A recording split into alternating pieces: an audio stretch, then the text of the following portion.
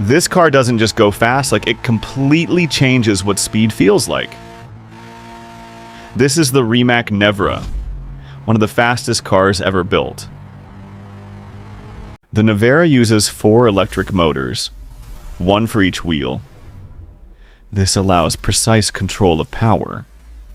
It produces over 1,900 horsepower. That's more than most hypercars. Each wheel gets power independently. This is called torque vectoring.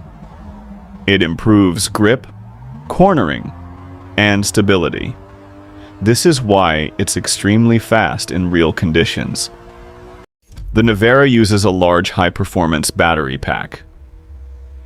It's designed to deliver massive power instantly and maintain performance consistently. The car uses active aerodynamics. Airflow changes depending on speed. This improves downforce and stability. 0 to 100 kilometers per hour in under 2 seconds. No gear shifts, no delay, just instant acceleration. But this level of speed requires control and precision.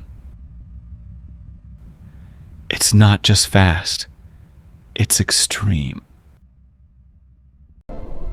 So the real question is this the future of performance, or is it too much?